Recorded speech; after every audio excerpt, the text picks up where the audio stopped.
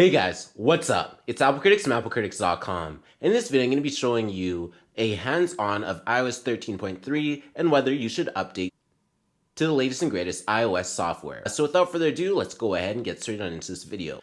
So like any other update, the reason that Apple will even give an incremental update is for bug fixes and improvements. And this is just like all the other updates. So there's a bunch of bug fixes, but there's also some unique and intuitive new features in this update. Now to start off, the RAM management is a lot better, and when it's multitasking, it does a lot better than it was before, so it's not freezing or forced closing out of apps. So if we go into, let's say for example, we go into the App Store, and then we go into the podcast app, what we can do is just go ahead and multitask now, and now you're going to see it's going to be very smooth and can go back and forth. It's not going to force quit or anything like that. So that's what I really like about iOS 13.3. It fixed some of those small bugs that were present in 13.2.1 and the previous iOS 13 softwares. Now when we go into the Notes app, for example, and we go ahead and tap on the emojis button,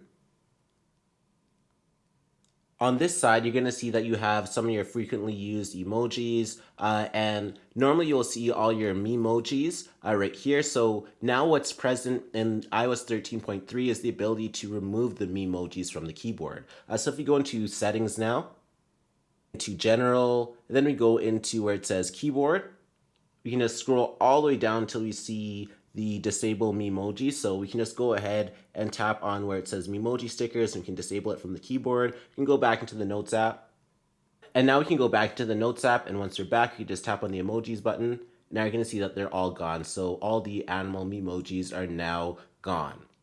So that's a new feature that's present in iOS 13.3 that a lot of people don't know, but if you do use the Memoji stickers or you find them annoying, you can easily turn them on or off.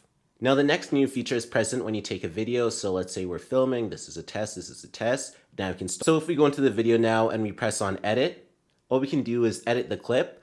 So this is just like normal, so you can just drag this part and just make it right here. So now you'll see that'll be highlighted in yellow. And now what we can do is just hit done.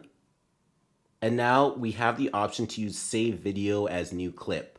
So if that does look familiar, it was available in iOS 12, but in iOS 13, Apple removed it, but now they brought it back for 13.3. So now I can save it as new clip. So before it would just only have the cropped video and remove the original video, but now you have the original video and the cropped video as well. So it just makes sense that you can save it as a new video clip now.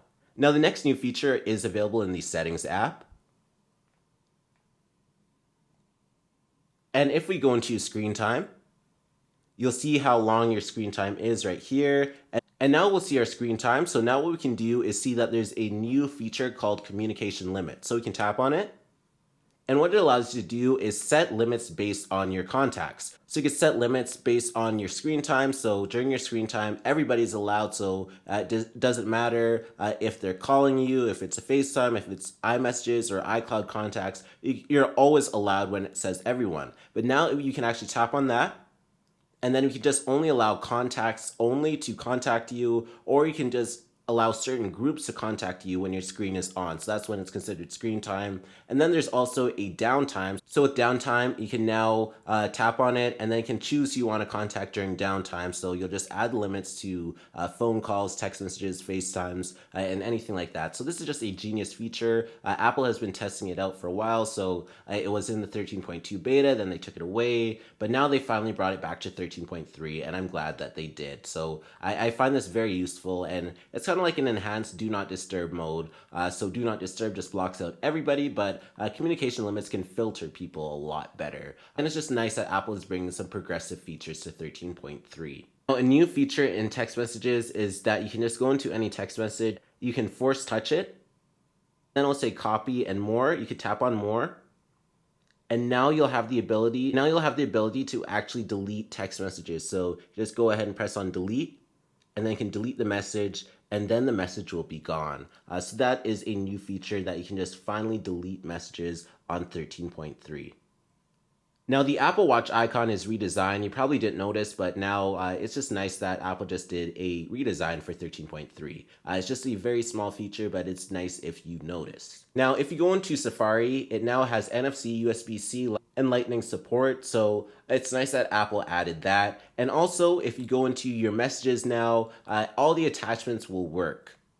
Now, if you go into the Messages app and then you tap on a contact and see all the messages that were sent in the chat, all the attachments will work. So that is good that it finally works again. In 13.2.1, there's some problems with it, but it's good to see that the attachments are working again. Now, the Mail app does need a lot of improvement, as there's still quite a few bugs in the Mail app, and it definitely can be improved. Once it's improved, the Mail app will be back to normal, but there is a lot of bugs present right now, and I really do think Apple can improve upon those current issues. Now, the battery life is decent like it was before. I don't expect for full improvements, but once again, Apple is making some incremental updates to the battery to make it a little bit better, but don't expect much improved extended battery life with the update of 13.3. Now, I really do recommend trying out 3D Touch. Because it's a lot faster now. In my case, that's what I noticed, and it's very responsive. So I highly recommend giving it a try.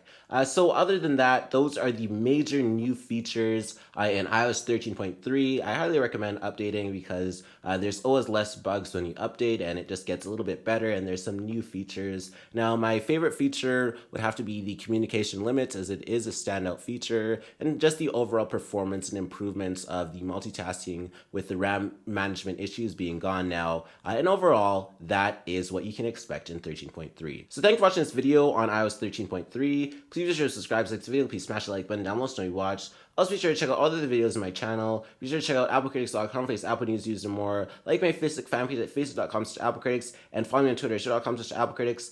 And thanks for watching.